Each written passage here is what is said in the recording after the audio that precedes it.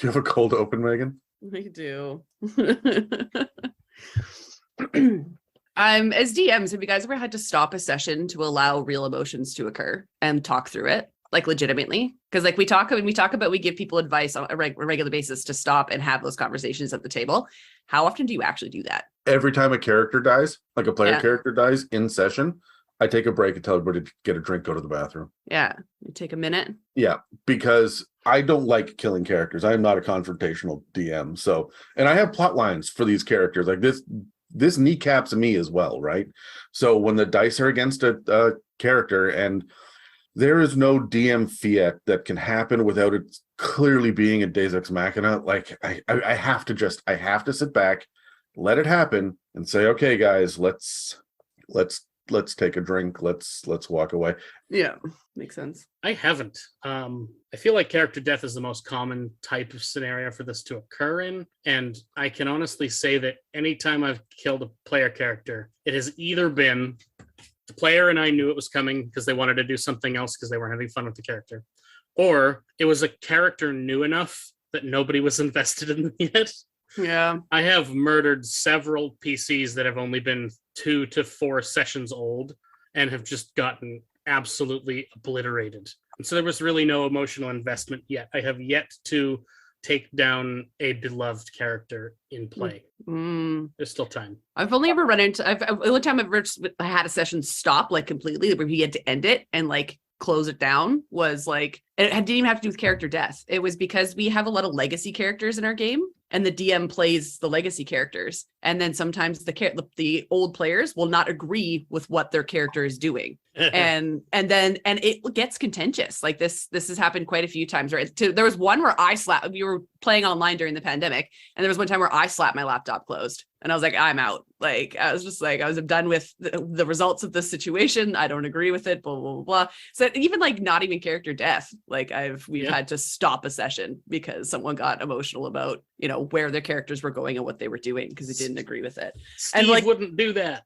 100%. I'm like, these characters are legacy characters. There's like 30 to 40 years between when you played it and when this character is now. Like in my mind, it's up to the DM what that character is like now. You know what I mean? So anyways, but emotions.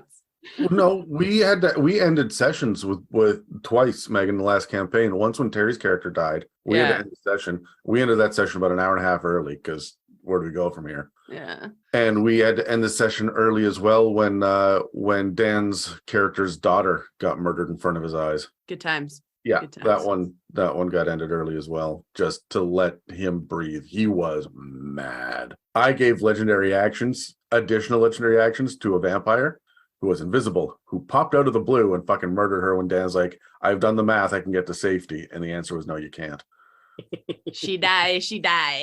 Yeah, you've done the math using only half the data in front of you. Exactly. He was mad. You don't know the other half that only I can see. He was mad for months over that. Yeah.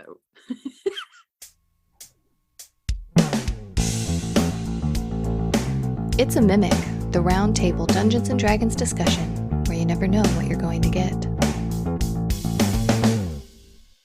Welcome to another episode in our conversation on the big bad evil guys of Dungeons & Dragons that we like to call portfolios. I'm Adam, and with me today are Megan and Jeff, and this episode is called Sorrowsworn, Attachment Issues. We've previously covered beholders, illithids, hags, and elder elementals, celestials, high-powered constructs, and some of the biggest, nastiest monstrosities from both the Forgotten Realms and other campaign settings. For all of these and more, including a buttload of humanoid mob monsters, a whole pile of fiends, and a ton of giants, you can jump over to Spotify, Apple Podcasts, and dozens of other podcast apps, or you can check out our YouTube page and the playlist on monsters that we've built there.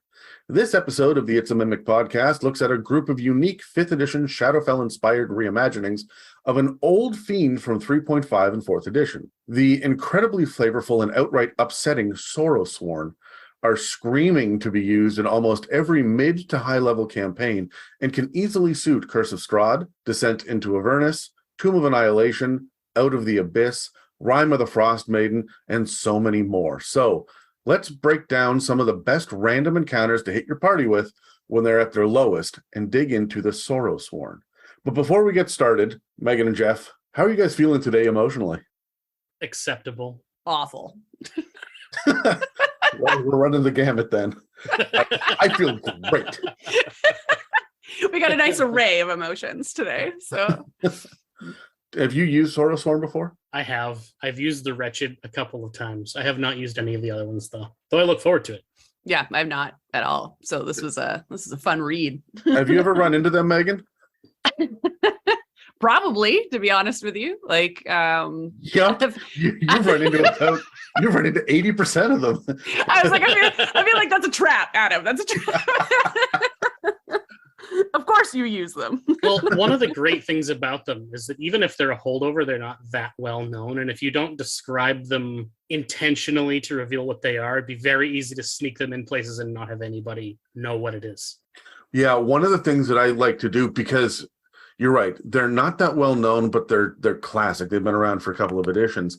But I never call any of my creatures by the name that they are unless they're very well known. The Manticore will swoop out of the sky at you, but I'm not going to say the Lost comes out of the woods, right? Right.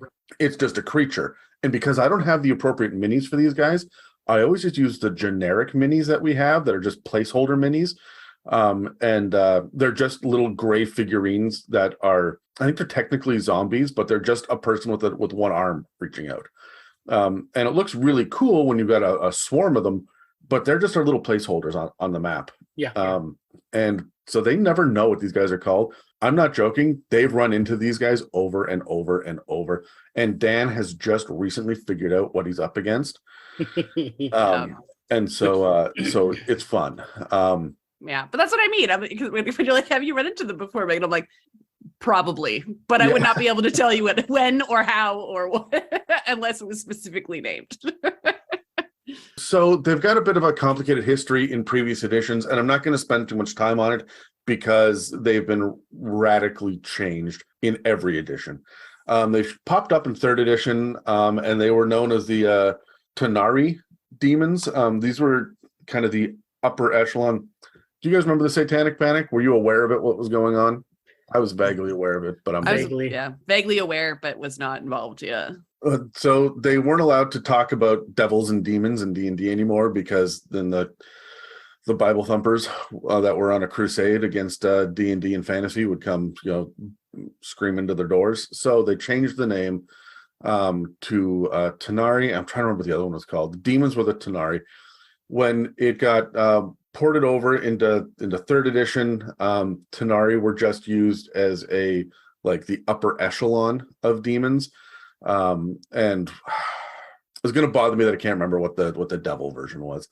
But this is why they're classified as general fiends now, and we can say devils and demons, but we mostly say fiends just because that's still an old holdover. The idea was that these were demons from the abyss. They were smart, but they preyed on the feelings of loss and grief more than anything else. So they would pop up when your party was at an emotional low.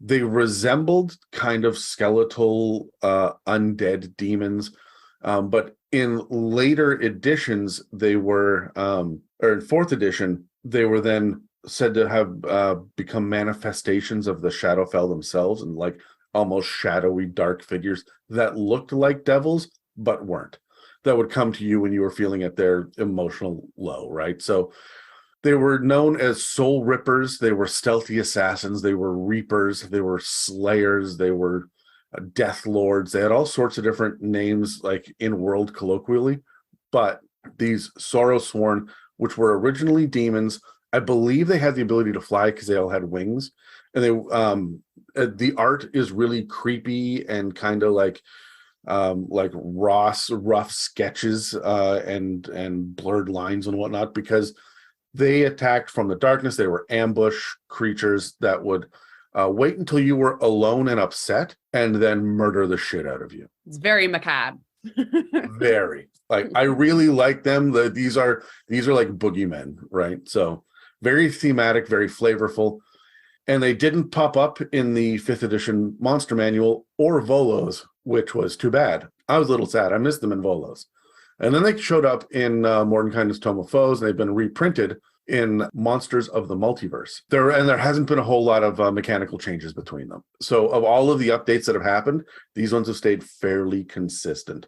The big difference being there's one mechanical difference on one of the 5 of them. So the Sorrowsworn has now been split up into 5 separate, I don't want to say necessarily emotions, but feelings. They're attached to emotion, but one of them is called the hungry, and that's not really an emotion. That is just like a feeling. So, like I say, there's one mechanical difference, and I'll touch on it when it comes by. But for the most part, they are attached to very, very negative feelings. These are still creatures from the Shadowfell, and they seem to be almost incarnations of the Shadowfell itself, that are born from it, the way that demons are born from the abyss. The other thing I should point out, even though one of them is CR 1/4, which is the Wretched, they're all incredibly difficult to fight because the Wretched never comes with just one. You run into swarms of these things, packs of them that come. So much fun. Oh, it's so good. For the DM, not Oh yeah, 100%. to be clear. These things are scary if you use them correctly as a player. And they're little itty bitty things. I have really kept these guys in my back pocket for when my players feel terrible. Like shit has happened, we have fucked up, this is bad, what do we do next? And then one of these guys will come out of the woodwork, and it's been a lot of fun to do that. So we've got the 5. There's the Wretched, the Lost, the Lonely, the Hungry, and the Angry is how they were presented in Tome of Foes. And now they're Wretched Sorrowsworn, Lost Sorrowsworn, Lonely Sorrowsworn, and so on and so forth, through Hungry and Angry as well, in Monsters of the Multiverse, just to kind of, I guess, keep them more on brand together. Well, I'm just thinking of this now as I'm looking at it. I have the D&D Beyond Encounter Builder up on my monitor. It occurs to me that this may be a deliberate change specifically because of the future push towards a more digital bent to D&D, because it's easier to find them all if you just type in Sorrowsworn, if the name is in all of the descriptions, than if you then have to remember the name of all 5 of them to find them. So this clumps them together in a searchable encounter builder in a way that it wouldn't have been before.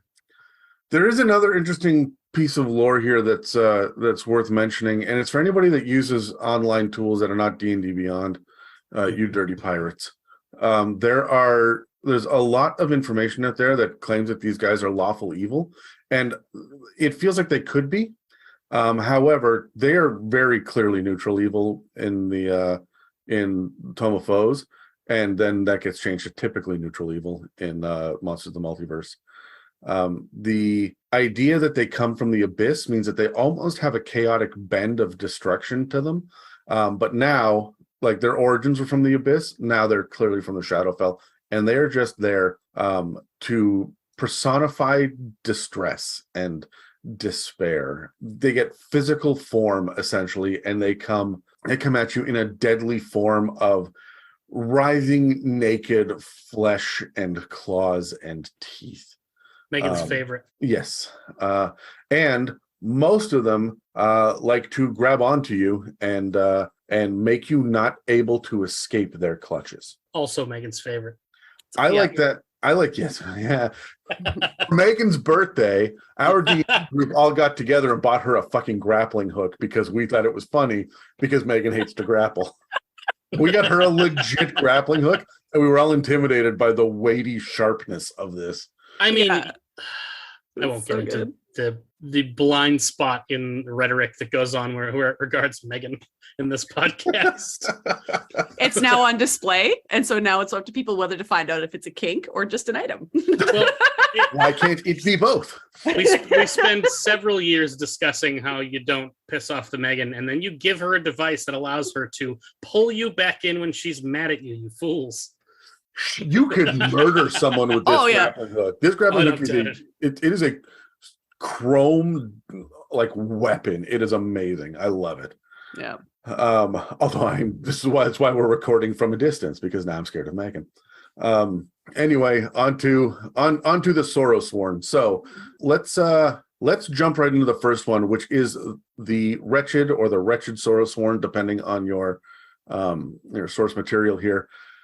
The Wretched are these horrible little monsters. Have you guys seen, this is going to be a deep dive, you guys ever seen Tremors 2? If I have forgotten it. Absolutely, I have, yeah. Yeah, it's Tremors 2 Aftershocks. Fuck, they're good at naming shit. So the idea there is that the first one is these big old worms, and the second one, they hatch babies that are little 2 legs that run around. They're bulbous little flesh sacks with mouths that run around and eat people, and they're kind of gross. That's what the Wretched are, only they have almost like lamprey like mouths. Like there's rows and rows of teeth in these bulbous, gross little black eyes on either side of their head. Like concentric rings of teeth, like a sucker mouth. Yeah.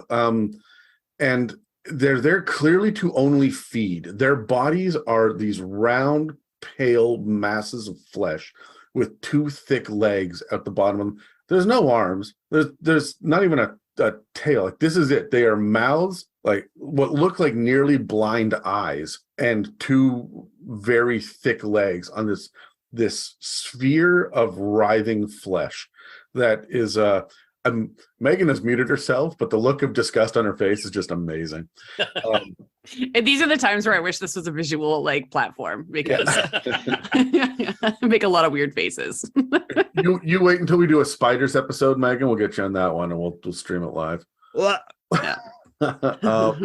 So the Wretched are the CR 1/4. They've got everything that you would expect for a creature from the Shadowfell. I'm going to go with the monsters of the multiverse stat block, because I think it's going to be the most relevant moving forward for anybody listening to this in the future. But I'm just going to blow through this quickly because I don't want to do a big mechanical deep dive. You guys should know how to run these fairly generic monsters, except for their theme, and they're essentially one really cool move that they do.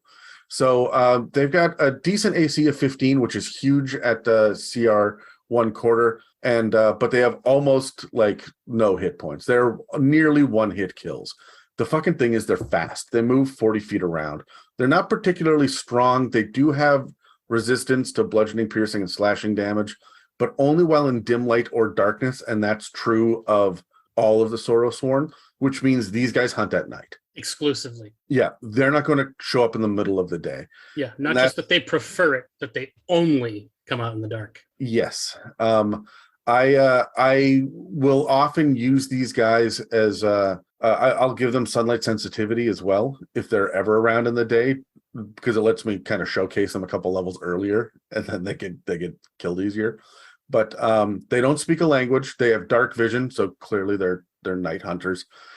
What's important here is that they have pack tactics, which means that as long as they're beside an ally that isn't incapacitated, they get advantage on their attacks, right? So otherwise, though, they have disadvantage on attack rolls. Yeah, which they is either have advantage or disadvantage. There's no... Yes, and we're going to see that again in one of the later ones as well. Like, it's very clearly to be used in a very specific situation, right? What these guys are pack hunters. They move together. Their bite does 1d10 plus 1 piercing damage, which is absolutely insane for CR 1/4. But at the start of each of the Sorrowsworn's turns, the target that they bit takes 1d10 plus 1 necrotic damage on consecutive turns, because they get attached. When they bite, they latch the fuck on. This is an auto grapple, essentially, and they just sit there and suck the life out of you. Hate when that happens. When the target moves, the Sorrowsworn go with it, and it doesn't take any of the Sorrowsworn's movement. I feel like their little legs just go limp, and they just get dragged around because they're busy sucking like ticks almost. These remind me of ticks. Leeches. Now, they get really scary when you realize that you're not just having one of, like, you are walking around with 4 or 5 of these things stuck to you, dealing necrotic damage every turn as they just hang on and suck you dry. And these guys, like, you can use an action to detach one of them, or you can use your action to try to kill them. They on average have 46 minus 4 hit points, which works out to be roughly 10. If you've got a DM like Adam that likes to use max hit points, that means they've got 20, which means even in second tier, it may take a couple of hits to knock these guys off. We just had our barbarian 2 sessions ago run into a swarm of these things, and they took on 2 waves of 4 of them, and he was a fucking mess. He was level 4, and the cleric and bard were just full-time healing him as he and the rogue were just trying to knock these things down, and it was a rough battle. I was not there. No, yeah. Megan the monk was not present. That would have made this go a lot easier. But this is one of the few times when you kind of hope that the wizard will drop a fireball on top of you. Yeah. To just kill all of the wretched and leave you slightly singed in the middle. It's pretty gnarly what these guys can do, but they are the wretched. They scour the Shadowfell for prey. They are, it says right in the breakdown that they're pitiful. And I love it whenever they say this. We really only ever see this again for the mayonnaise and the Mayonnaise? No, mayonnaise. Mayonnaise. Ew. And well, they are pale as fuck, so like maybe. And the lemures as well, which are the low-level devils and demons, right? So they're just known to be pitiful, horrible little creatures. But these guys are hunting. They're scouring the Shadowfell. Anything that has a life force, they will try to bite and eat, which in my head means that they will devour plants and algae, and they will attack oozes, like anything that lives. They will try to drink the life energy from them, and specifically anything that is afraid. That's right in the lore. Mm-hmm. So whoever is the most terrified is the one that's going to get attacked. What that means is that they will bypass the barbarian to hit the NPC if they have the opportunity. Mm-hmm. So, how do you guys feel about these? Let's roll dice. Yeah. 16. 8. 12. 8. Jeff, you're up first. Wretched. I love them. They're one of a few monsters in 5th edition that I love to just keep in my back pocket and pull out when I feel so inclined. Personally, I like to wait to use them until I can put like 3 or 4 times as many of these as I have player characters on the map and just swarm them. I think they're a lot of fun, particularly if you're deft at manipulating your group, such as making one of them visible and playing it up to be really cute, like ugly cute, like a pug. Like it's just so ugly and pitiful and looks helpless. So they walk up to it, and then 12 more of them round the corner, and all of them dogpile on one of the player characters. I love them. It's great. I fucking love the Wretched. The Wretched pop up every so often, probably once per tier in my campaigns. Megan has fought these guys about 4 times. Yeah. But I never give more than about 6 at a time, even at high levels, because they're really there just to be see, I have a player that hates Sturges, and these guys are a great answer to Sturges that are not Sturges. And it's funny to see the difference. These guys run up, and they're always slathering and right and gnashing their teeth. And they get up and they attach, and my players are like, fuck, what is this? And then they get angry and they kill them, and it's easy and they move on. But the moment it's buzzing Sturges, they get pissed. Yeah. They cannot handle it because it's mosquitoes. The fact that these things are like ticks or leeches instead, fun flavor, good difference, but a lot of the same mechanics, right? It really makes me want to use them both in the same encounter. Oh, absolutely. Ew. Just for maximum irritation. Torture. Just absolute torture. The swarm of Sturges hovering above the swarm of Wretched Sorrowsworn, and they're both trying to feed on each other, but they know that if they get close, they'll get eaten. So they're just like there's a Cold War standoff between them, and the party walks up. Ooh, all heads turn. Yeah. I had the thought you have your group try to cross a really narrow bridge, and if they're quiet, they'll avoid the attention of the Sturges. And if they try to move too fast, they'll fall off the bridge to where all the wretched are below them. So you've got it from both directions. Move slow, move quiet. Nobody fail your skill checks. It's going to be a bad time. Fuck you, barbarian. I don't want to dwell too much on the combat tactics of these guys, just because of the it's pack tactics. There's nothing pretty special here. Megan, do you like these guys? Well, I mean, yeah, they're like a bit of a different thing to throw at your players that's not like your classic random encounter of like kobolds, shall we say, or like goblins, or just like you're in the forest and these things appear, because they do have a little bit more flavor context that would be personalized to the players themselves, because they would have to appear for a reason, right? So I think it's a bit of a something different to throw at your players that's not the commonality. So that's why I like them. I think they're a little bit fun, even though they're just leeches of life. My favorite thing about them is the fact that they hunt people that are afraid. Yeah. You ever DM where you play D&D where the players are at a loss or at a dilemma, there's no good answer, which way do we go? And they sit there and they talk for like 45 minutes to come up with a plan.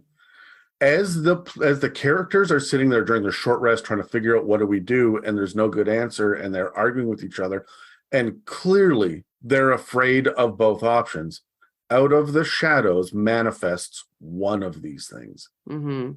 Or like like just fucking frightening though. This is going to put the fear into people. And then like, if they keep doing it, out of the shadow manifests two of them, right? And now you've got your players like turning on all the lanterns and like lighting every torch to kill the shadows, which means that they are fucking scared. Yeah.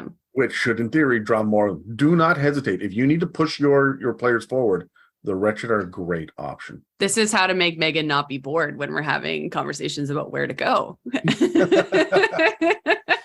What you do is you give Megan a button under the table so that when she's bored, it flashes a light on the back of the DM screen. It's like, hey, can you do something to make this go along? Thanks. So I don't murder the person beside me. Thank you so much. No, I like the idea of like because they feed off of fear and they appear for fear. Like I like playing into the fact of the non-obvious fear. So I feel like these ones you can bring them in if you have a character that has a backstory that would cause them to be afraid. Like, let's say that they're afraid to go into a town because they're afraid they're going to run into someone that they know or what have you. But you, with the DM, are the only one that knows that part of their backstory because of whatever reason. It's a good way to bring those backstories out, because if these appear and they go specifically for that one person, it's almost like it would cause a dialogue afterwards, being like, if someone knows what these are, they would be like, I'm sorry, are you okay? Like doing check-ins with like, it's a way to bring that backstory out, right? I think that's how I would want to use them. The other thing that I like about them is that as wretched creatures, it does say, it's about life, energy, and fear, but the Sorrowsworn paragraph at the beginning says it's all about despair and distress. If you've got a character that is grieving, the Wretched could show up. If you have a character that is feeling pitiful or beating themselves up for not the paladin that broke their oath, right? The monk that had to go against how they were raised in the monastery. The Wretched can show up and harry them until they move past this character beat, right? I really like using, and because it's CR 1/4 and you tend to hit these plot points in like tier 2, these guys are a problem, but they're not a real like party kill issue. But the last thing I want to say before we cut to a commercial break is, when do your party feel the most wretched and afraid? It has to be when someone is making death saves. Yeah. So can you imagine the fight is going poorly? Both sides have taken losses. The ranger drops and suddenly 4 of these guys pop up, one for every other party member. Thanks, Adam. I hate it. You have to be, as much as the DM in me loves this, because it is just inflicting anguish upon your players, you have to be careful when you do that. If you're only doing that when things are already going poorly, that could tip the scales hard against you. I would only ever do this if I'm like in tier 3, so these CR 1/4 creatures are not a major issue. Right. And they're not going to attack the person that's down because the person that's down is not afraid and their life energy is draining. Yeah. If you are in a battle against goblins or kobolds or villagers or like guards or whatever, and these guys come out of the woodwork, who's the most frightened? The paladin and the cleric and the fighter and the rogue and the wizard, or the kobolds, or the town guards, or the cultists that we're not expecting to see these monsters come out of? Like, these guys are going to show up and murder the others first and then come for your party. But like the worst part is the person in your party that would probably be the most afraid in one of those situations is your healer, because they will see their friends go down and they're the only one that can heal that person. Right. Like that's a lot of pressure as a human, let alone as a player. And like, so that's the person to be the most panicked. They're probably the furthest off in the battlefield. They get swarmed by these things. Yeah, it is. They've also taken the least amount of damage if they're that far back and they're like trying to get forward to cast the healing spell. So the idea is I have 3 of these things attached to me and I'm losing 3d10 plus 3 every fucking round. I can heal myself or heal my fallen comrade and get them out of death saves. So like you spend your last action, your turn healing your friend, he pops back up with 1d8 plus whatever off the cure wounds. He pops back up with a handful of hit points. They look over and the cleric is face down getting eaten. And remember, on the next turn, that's attacks, right? They're going to finish eating and move on to the next one, right? Yeah. This is a lot of fun. But again, I'm going to pull that maneuver out for tier 3. Yeah, that requires a little bit of delicacy and forethought. Mm-hmm. Yeah, and also understanding the tide of battle as well. Yeah. This is just a quick reminder that if you like what you hear on this podcast, you can send us donations at our website, www.itsamimic.com, or you can head over to the store to buy some fancy merch. If, however, you would like to support us in non-financial ways, one of the biggest helps that we get is spreading the news across social media platforms. None of us are very good at marketing, and most of us don't even understand how social media works. But a lot of you do. So if you could reach out to other communities that we may not be a part of, whether it's Discord servers or other subreddits, I hear that TikTok is a thing now. Whatever it is that you can do, please spread the word as much as you can. If there's an audience out there that likes D&D and likes to hear people ramble about it and get insights and inspirations that they might not otherwise get, then this is a podcast that they may want to hear about. Also, if they like dick jokes. Anyway, let's jump back to the episode. Okay, so in my own personal campaign, my entire level 1 to level 4 party has been wandering around lost in a desert for a while, and they have run into a couple of these guys. And every time that they run into the lost Sorrowsworn, they always hear a voice calling out from somewhere in the desert first going, "Hello? You son of a bitch." Is there anybody there? Megan just had a moment of realization. Whenever, and like other NPCs will do that when they're lost as well. So like, because there are just people lost in the desert, there's portals open all over the place and people are coming through, they don't know where they are. So there's always somebody like, "Hello, can someone help?" And every once in a while, it's one of these motherfuckers. I didn't even put that together until like this moment, like right now. Oh my God. This, I will restate for this episode. If this were a visual medium, Megan's face right then was just wide eyes, mouth agape, and just mad. You bitch. So the Lost are when you're in the Shadowfell, yes, there are the mists between the different pocket dimensions in the Ravenloft book. And that surround Barovia as well. But the Shadowfell is largely just a vast landscape of sorrow and edge. Yeah, it's all. I think about Frodo and Sam heading to Mount Doom, and like the last movie's worth of trudging through the muck and the rocky crags, and there's no hope. There's nothing here. You're not going to be able to find anything to eat. You're not going to be able to really find your way through a clear path. And the Shadowfell does everything in its power, like on purpose, with a will, to make people get lost. It is a twisted landscape of not just horror, but like barren negativity. The Lost are the representations of that. And they are all about the anxiety and the fear that people feel when they are lost, when they can't find their way through. And these Sorrowsworn appear as desperate and almost panicked, which is why I love to have them calling out, "Hello? Is there anyone there?" And then come running out of the darkness towards you. They try to embrace any creatures that they can reach. They have a mechanic for it as well, because they feel better when they're in contact. They've got a great grapple. Megan's worst enemy.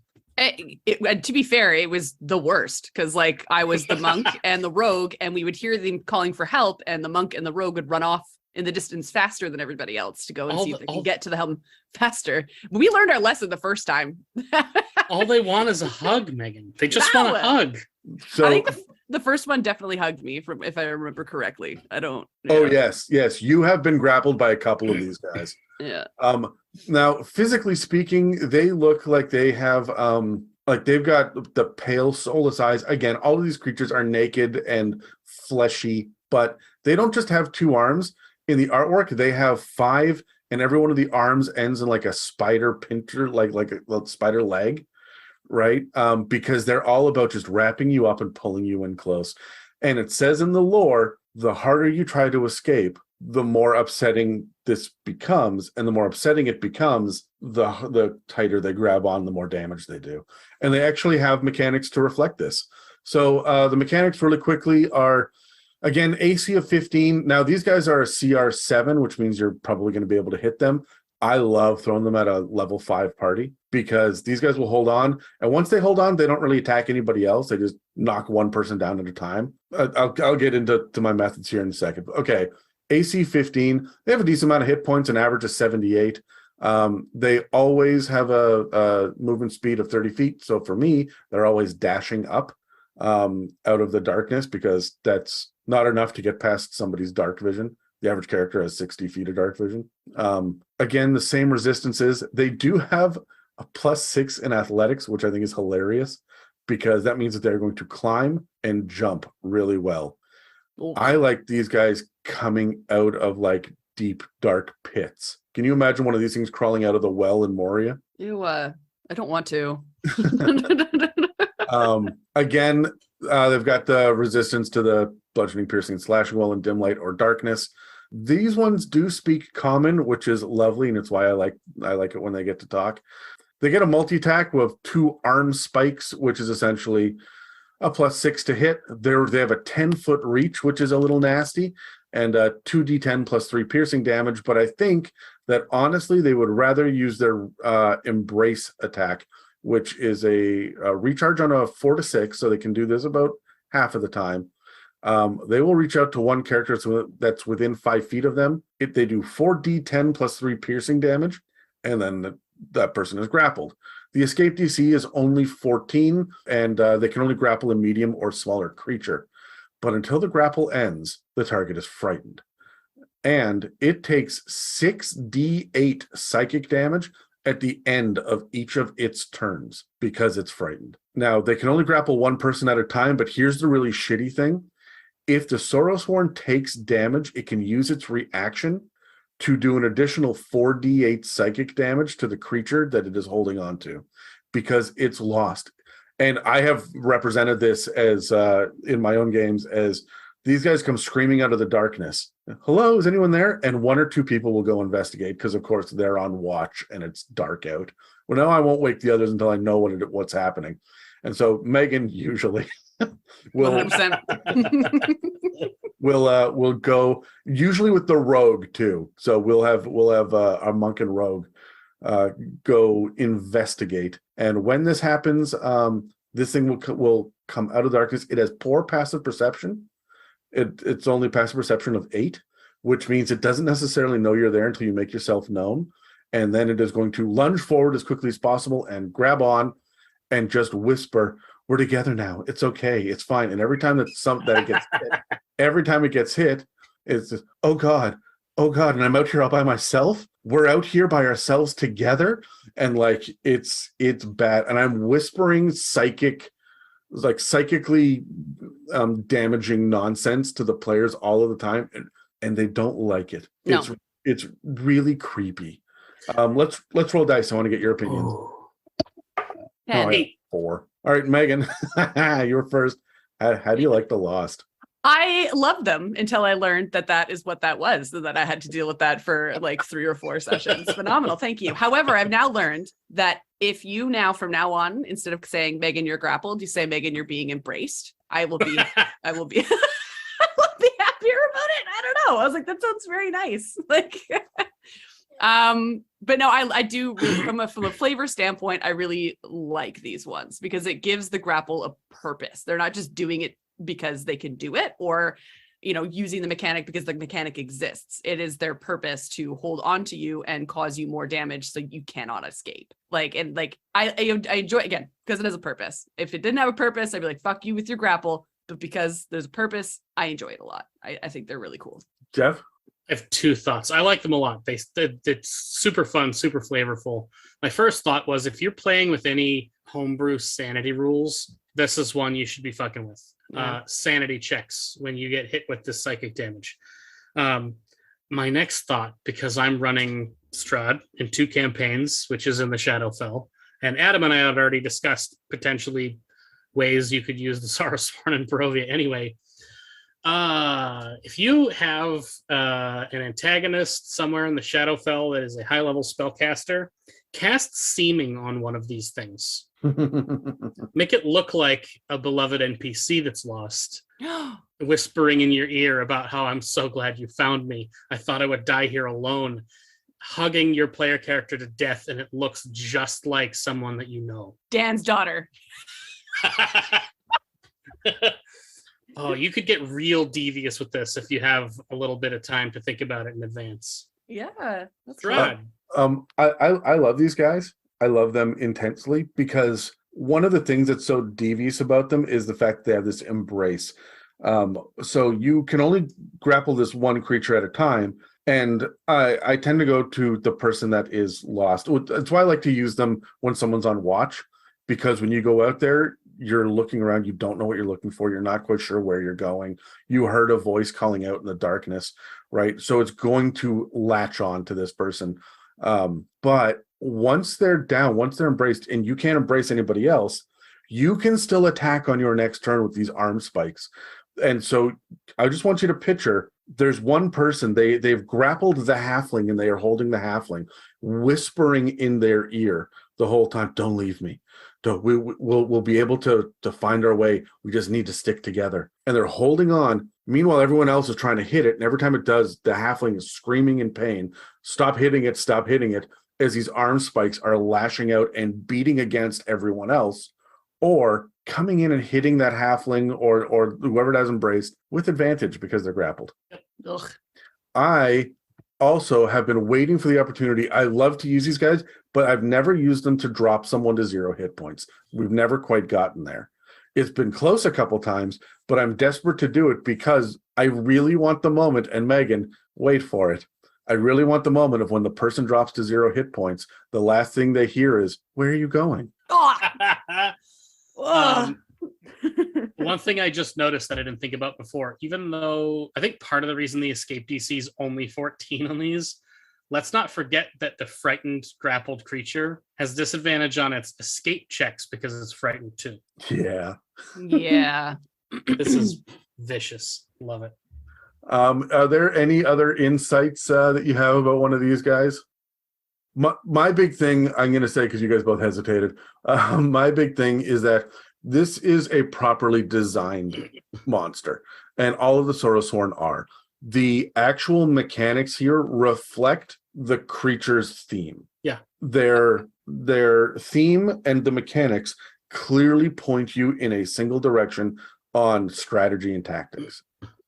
Embrace with purpose. Yeah. If you know how to read a stat block properly, you know how to play one of these guys. If you're looking to use these guys a little bit differently than the example that we've given of, bringing them into a campsite at night, you could also make really good use of these guys in a labyrinth, in terrain that is very difficult to find your way. Obviously, you still have to pay attention to light and dark because of their resistances, but if you put your players in a maze where there could be 1 or 2 of these things lurking around a corner when the group gets strung out and fragmented and somebody's hanging behind, and just grab and pull out of sight and whisper them to death.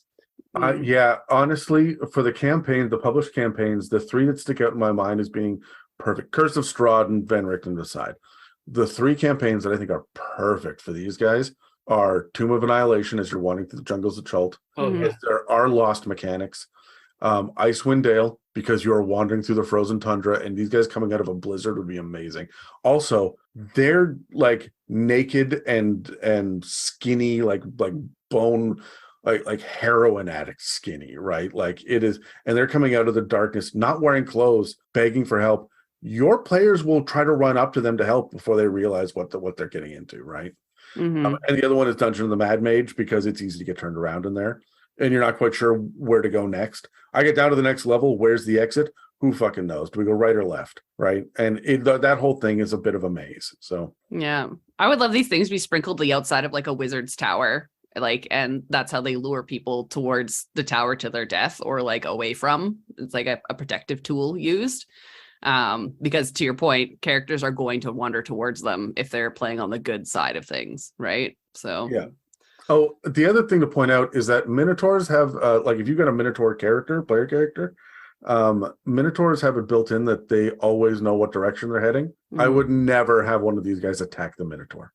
Even if they manage to kill the rest of the party, they will walk away from the Minotaur. It could almost be fun to even treat it as if the Lost can't even see that the Minotaur is there. Mm-hmm. Yeah. Just completely oblivious to their existence.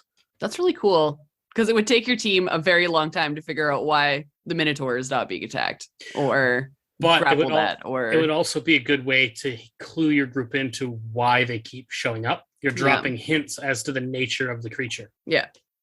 The next one on the list is tied thematically very close to the Lost, and this one is the Lonely. And the Lonely might have the most, of all of them, it has the most upsetting art for me, because its limbs all end in what look like bone spikes. And that's its legs too, but it also seems to be walking upright on them, which makes me feel like it teeters unnaturally on its bone spike legs. So it has the shape of essentially kind of an overweight man that's hunched over, that's peering out of eyes that seem to be bleeding black tears out of them, and constantly searching and looking. Like the body language is that this is someone that is searching. We finally get a passive perception of 10. The other two had a passive perception of 8. So this one is actively looking for people. It's called the Lonely, because it is this is another one that I have used against my players, and not for a while, I don't think, but Megan may recognize this. This is all about isolation and that you feel in the Shadowfell. When you need companionship and you're desperate for it, one of these guys will show up. And this I like is how a kind of companionship. Are you talking about Megan as in Megan, or are you talking about Megan as a player? Because like I'm feeling personally attacked right now for my isolation. Yes. Yeah, I meant the character, but we're learning things today. Very dare. These guys are, of all of them, I think that they're the most innocent. They're not there to hurt you. They just don't want to be lonely anymore. And I've done that as well, where they've called out from the darkness. And it again has started with, hello, is someone out there? Can you help, please? But my thing is, with these guys, I always give them a child's voice because it's creepier. Yeah, that's fair. To jump into their basic mechanics. Oh, sorry. The other thing you should know is its arms can essentially, they don't quite detach, but they can shoot out, still being held to their body by long, fleshy strings. And these are known as their harpoon arms, as they spike through people and then drag them in towards them for a closer grapple, because we just don't want to be lonely anymore. Ugh. Armor class is 16, so it's gone up, which is good because it's a challenge rating 9. 112 hit points, which means you're going to be fighting these guys for a couple of rounds. And again, 30-foot movement speed, but I feel like that is okay because it's got some fucking reach. The same resistances, of course, all of the stats are going up to properly reflect the fact that it's a CR9. Same dark vision of 60 feet as well. They've got a few interesting things about them, though. One of them is a psychic leech. At the start of each of its turns, any creature within 5 feet of it has to make a DC 15 wisdom save or take 3d6 psychic damage. And you guys ever been at the party with the one person that is just a fucking energy vampire? Mhm. I was about to say this is a good punishment tool for that. Yeah. I shall name it Colin Robinson. Yeah, there you go. These guys thrive on company, which means the lonely has advantage on attack rolls while it's within 30 feet of at least 2 other creatures. Otherwise, it has disadvantage on attack rolls, which means this is going to be a creature that is going to be scary when the one person goes out in the middle of the night to go check on what that noise was. Who is this small young girl calling out for help? Sounds like a toddler in the middle of the night. And then it's this big fucking bone-limbed, overweight, naked man standing there in the darkness, coming at you and like shooting its arms at you. You're going to retreat, and it's going to miss and miss and miss until you get back to your friends and wake them up. Then it's going to start to hit because, hey, I found friends. And I do like the idea of it going, friends, the whole time in a child's voice. There's also multi-attack for these guys, 1 harpoon arm attack and 1 sorrowful embrace. So the harpoon arm is a +7 to hit. It's got a reach of 60 feet, which means that these arms are going to be coming out of the darkness from beyond the torches sometimes, which is phenomenal for your humans. They do 4d8 +3 piercing damage, and it's got a grapple with a DC 15 escape. It only has 2 harpoon arms, so it can only grapple 2 creatures at once, and the creatures have to be large or smaller. And then Sorrowful Embrace is when it has a creature that's grappled that must make a DC 15 Wisdom saving throw, or they take 4d8 psychic damage on a failed save, half as much on a successful one. But in either case, it pulls the creature up to 30 feet straight towards it. So it doesn't matter if you succeed or fail, you're getting pulled in. That is correct. That's crazy. I fucking love it. So let's roll initiative. I want to hear what you guys have to say about these guys. 4. 20. That one. Mm, All right, Megan. I love it. I think these ones are a lot of fun because I feel like even if you are a character who has dark vision in the middle of the night and you're on watch, as soon as you see them is when you are in range to be grabbed. So so as soon as like you step into that, you're like, what's that? And then also just his arms come out of the darkness, grab you, pull you in. And then to our points earlier about how these are great like encounters to utilize when someone's on watch by themselves, like perfection in my mind, because you're going like as soon as you lock eyes with it, it's like friend, and then it, it grabs you, pulls you in, and then like you're gonna scream, but then everybody else like wakes up and you are out in the distance and not by choice this time, as opposed to with the Lost, you're walking towards it because you want to save it. This one, it's pulling you into it, so it's not by choice that you are a distance away now, so that panic will ensue. And I think that is just such a great vision. But Jeff, you're next. With a 4? I got a 1. Oh, damn. I just didn't even hear yours. I just assumed I was at the bottom. I just had a thought that is fun. So is it the fact that you assume that you're a bottom? I was going to say something, but I'm like, it's too obvious if I say it. I got to leave something. Anyway, I just had the thought that it could be interesting if your group has been dealing with some random various bullshit in the Shadowfell for a while, and they stumble across a lost and a lonely fighting each other. Ooh. Who then turn to the group, or potentially having a lost on one side of the group and the lonely on the other, trying to pull different members in different directions. Interesting. I like that. I do think that these are the two that work together. And I like the idea of them being about 100 feet apart in the darkness, maybe 150, and one going, hello? And it's like, are you out there? Like, I don't know where I am. I just, I think I need an adult. And like back and forth, who do you go to help? It's a trap either way, motherfuckers. Yeah. And I like the idea that they're not working together. They just happen to both stumble upon your lost and lonely group at the same time. You could even have them attack each other if it comes down to it. They're both vying for attention of a different sort, and not because they're working together. Mm-hmm. Yeah, that's that's interesting. I also like having a lost. See, the lonely I think are solitary, but I think the lost could move in packs, right? If you have 5 player characters, each one of them is getting frustrated with the fact that they're lost in the middle of Chult. 5 lost Sorrowsworn could come out of the jungle. Mhm. Also, this brings me to the point of once you run into one of these guys, if you are feeling lonely and you run into one of these guys, do you still want to meet people? No. Absolutely not. Traumatized. So this guy won't manifest again. Once you run into him once, it's going to be a while before he manifests again. I don't think the same is true for the others. You're still lost. You're still feeling wretched, right? Whether it's fear or depression or whatever it is. And the other one's hungry and angry. Like, just because you fight one of these things doesn't make you less angry or less hungry. But when you fight one of the lonely, I feel like they're a one and done, at least for a few sessions, right? Mm-hmm. What's interesting about here is the multi-attack. It says that it can make one harpoon attack, and then it can use its sorrowful embrace. You'll notice it can't make 2 harpoon arm attacks. Yep.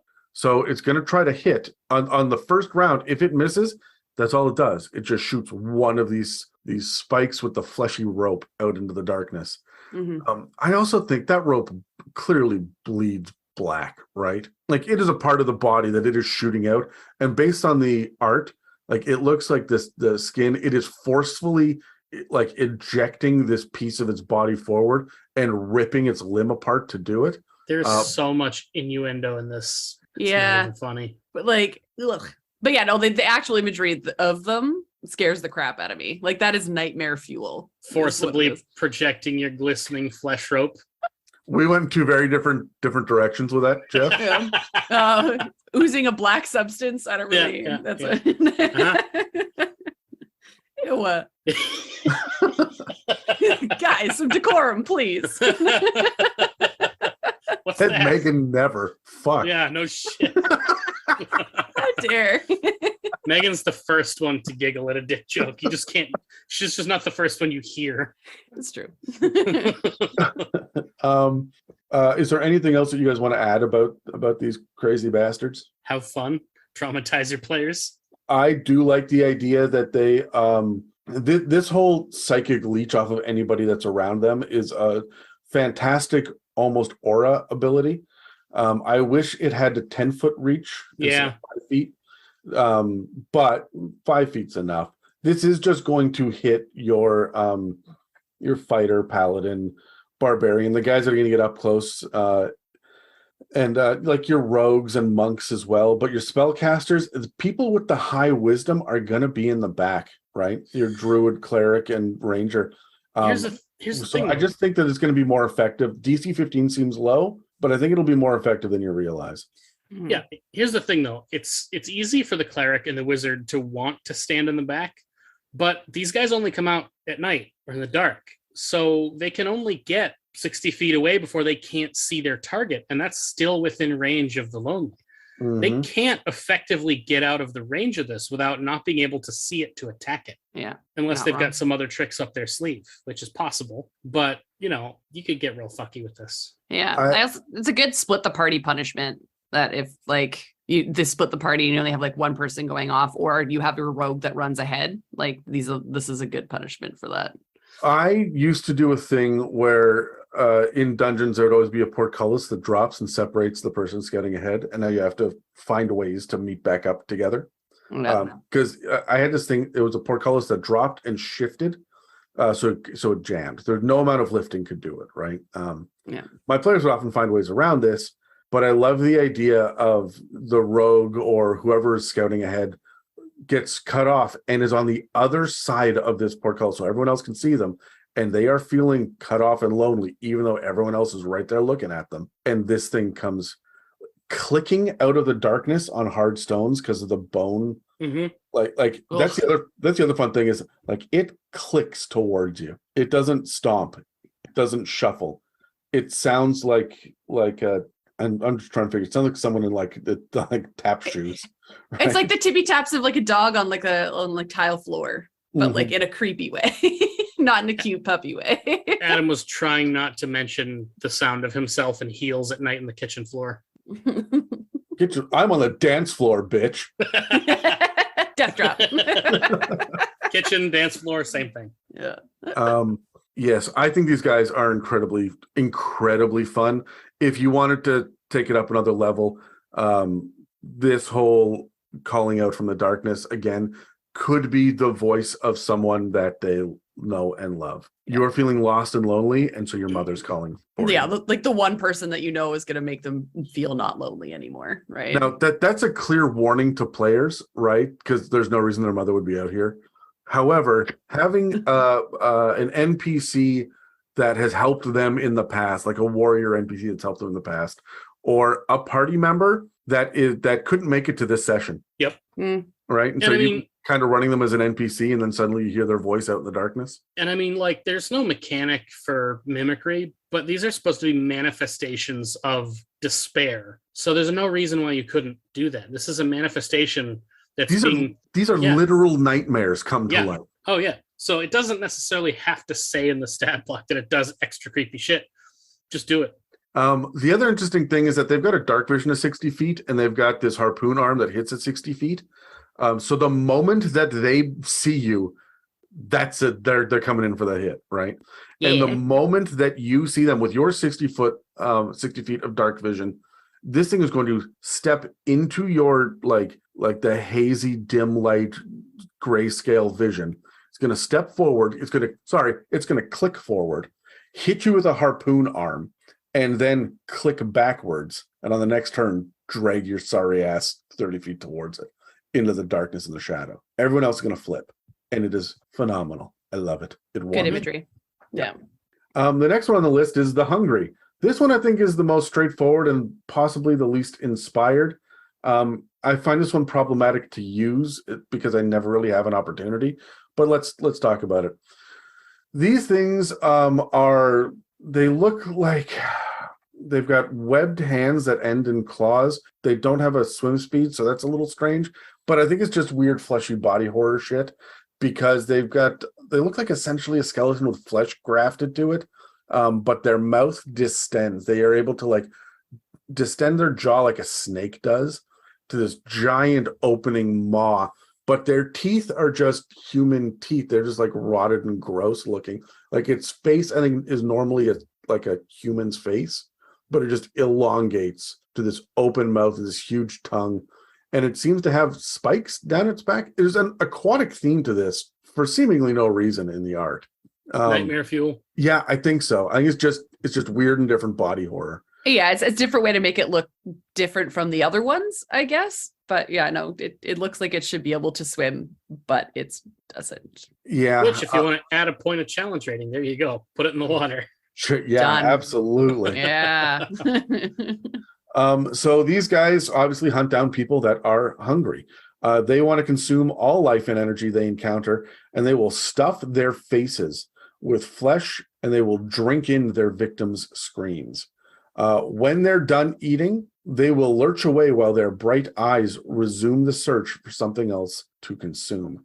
And that's really the first time that we've seen the idea of these bright eyes, although the art for the Lost has it as well. I like these guys having glowing eyes in the dark. Like deep sea fish. Yeah, and I think that I'm going to lean into the weird aquatic nature of these. Let's get into the stats because, look, most of the stuff that we get have bite attacks. I want to know what's going to make this different and interesting. Why is this scarier than a gnoll? Because all they want to do is eat, right? Armor class 17, which is cool because it's a challenge rating 11. 225 hit points. That right there is a problem, especially at level 11. Speed is 30 feet. They've got some pretty decent strength and con, and everything else is kind of where you expect it to be. Again, they speak common. They've got the same weird damage resistances, the 60-foot dark vision, passive perception 10. And then they have a trait called life hunger. If a creature the hungry can see regains its hit points, the hungry gains 2 benefits until the end of its turn. It has advantage on attack rolls, and its bite deals an extra 4d10 necrotic damage on a hit. If your life energy gets better, it becomes more ravenous. They make 2 attacks, one with a bite and one with its claws. I feel like the hungry should just get 2 bite attacks. The claws should be a grapple thing, and the bite should be the main attack that it's always using. But that's just me. Plus 8 to hit, 1d8 plus 4 piercing damage, plus 3d8 necrotic when it bites. So I assume that its mouth is just sucking this is a vampire, it's sucking your life force out, right? The claws have a 10-foot reach because they're big and long and scary, and they do 4d6 plus 4 slashing damage, which is not nothing. If you are medium or smaller, there's an escape DC 16 check to not be grappled, and you get restrained until the grapple ends. But it can't attack with its claws if it's grappling a creature. Maybe it's not webbed fingers. Maybe it's supposed to be like a net. Yeah, I was thinking plus the ability to because what was their movement speed? 30 feet. 30 feet. So it's a regular 30 feet. Okay. So I was going to say it would be interesting if they could just run across things like difficult terrain faster because they have webbed feet and hands. Since it's not just a grapple, but it's grappled and restrained, then I would think that they're like big catcher's mitt hands that lock your limbs down. Yeah. Cover your mouth so you can't scream. I like that a little bit more. I really do want there to be a swallow mechanic for these guys, for small creatures. I want them to do more bitey nonsense, right? I feel like thematically these guys shouldn't have one big scary bite.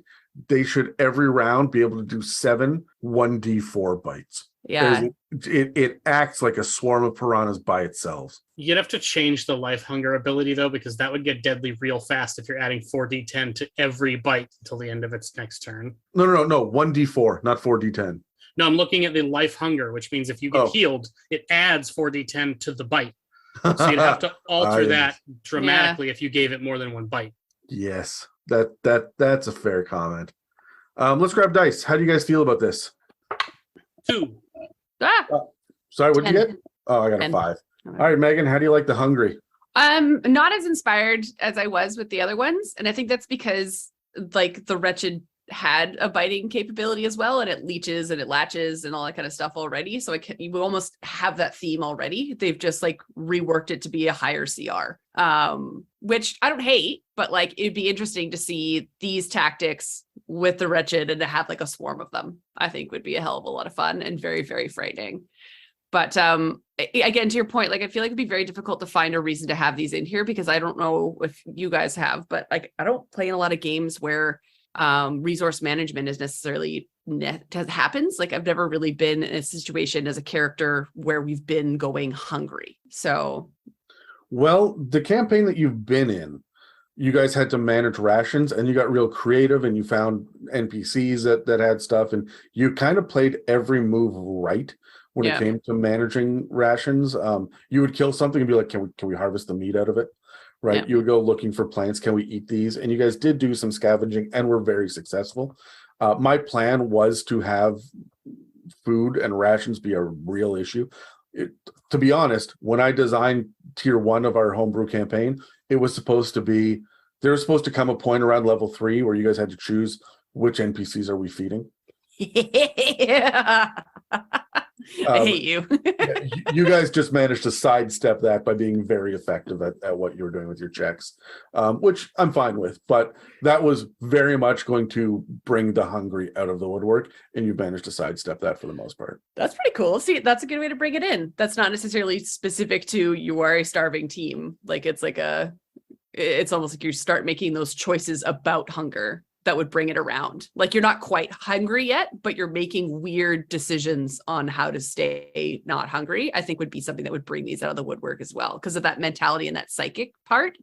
It's just oh, they're almost there. They're making these weird decisions. It would still come out at that point, not necessarily when the hunger hits, right? Yeah. No. And you can definitely use NPCs to contrive a situation for this as well. You don't need to necessarily constrain the rations of your player characters. You can have them come across a lost and hungry group of NPCs that need help getting out of this place, that have been hunted by the hungry. So the NPCs are hungry and they're being taken down a few each night. There are a couple ways you could manipulate that. You want a really good trap that your players won't walk away from.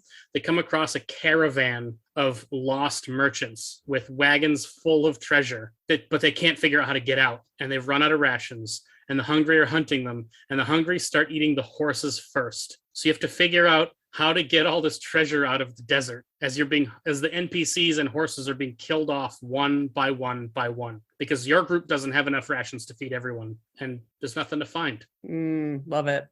Yeah, these are definitely, I think, trickier to use. You have to think about it a little more, but Yeah, it doesn't have as much built-in flavor. I feel like you're relying on overall plot more than party circumstances when it comes to these guys.